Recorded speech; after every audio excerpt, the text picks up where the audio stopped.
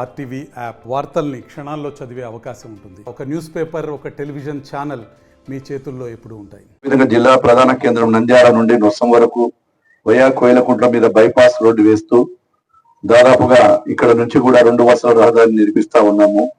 ప్రస్తుతం ఉన్న ఈ హైవే వల్ల ఇప్పుడు ట్రాఫిక్ ఎంతో రద్దీ పెరిగింది. గత 15-20 సంవత్సరాల నుంచి పెరిగినటువంటి ఈ రద్దీని తగ్గించేందుకు నేషనల్ హైవే వాళ్ళతో సంప్రదించి ఈ రోజు ఈ భూమి పూజ చేయడం చాలా గర్వకారణంగా ఉంది.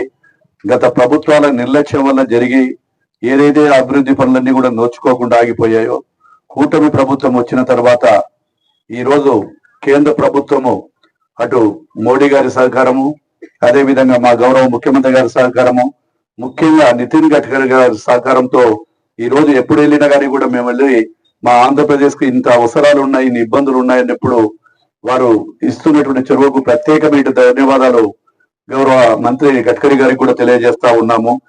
ఈ రహదారి నిర్మించడం వల్ల హైదరాబాద్ కు వెళ్లే వాళ్లకు ఈ ప్రాంతం నుంచి దాదాపుగా 70 కిలోమీటర్ల వ్యత్యాసం తగ్గుతుంది, ప్రయాణాలు జరుగుతాయి. తర్వాత అదేవిధంగా ఇన్ఫ్రాస్ట్రక్చర్ ఏదైతే ఉన్నాయో పరిశ్రమలు రావడానికి కూడా చాలా అవకాశాలు ఉన్నాయని కూడా చెప్తా ఉన్నాము. దీనివల్ల అటు తిరుపతికి పుణ్యక్షేత్రానికి కానీ, కడపకు కానీ, అటు చెన్నై వెళ్లే వాళ్లకు కూడా అటు వెళ్ళి అక్కడికి వెళ్ళాలంటే కొన్ని మార్గాల ద్వారా వారికి కూడా దగ్గర అవుతుంది. అనేక వీటి కూడా చేసుకుంటే మేమందరం కూడా ముందుకు వెళుతున్నామని కూడా తెలియజేస్తా ఉన్నాం.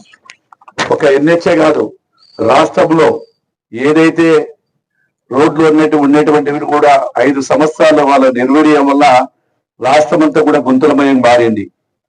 అటువంటి పరిస్థితులు గౌరవ ముఖ్యమంత్రి గారు వచ్చిన తర్వాత నా శాఖకు సంబంధించినటువంటి ఆర్ఎండ్బి శాఖ ద్వారా దాదాపుగా 1061 కోట్ల రూపాయలు ఖర్చు పెట్టి ఈ రోజు గుంతలు లేని రహదారులు చూస్తా ఉన్నాం.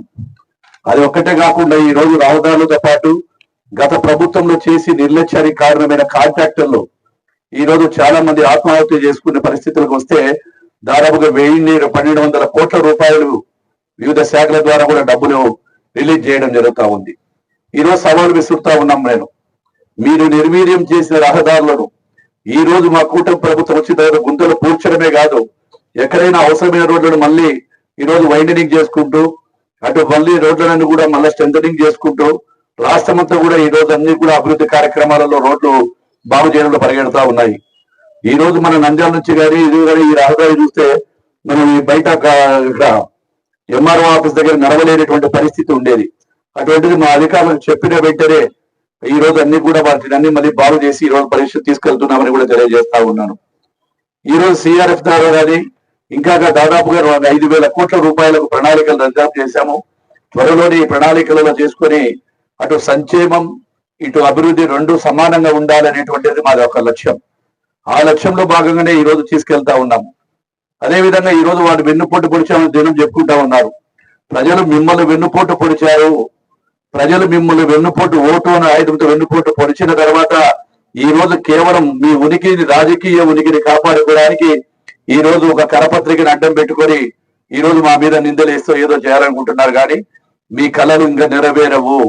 కూటమి ప్రభుత్వాన్ని మీరు ఎటువంటి పరిస్థితుల్లో కూడా మళ్ళీ ఎదురు తగిలించి మళ్ళీ మా ప్రభుత్వం మళ్ళీ అధికారంలోకి వస్తుంది, మీ ప్రభుత్వం అధికారంలోకి వస్తుంది అనేటువంటి కళలుగానే మిగిలిపోతాయని కూడా తెలియజేస్తా ఉన్నాం.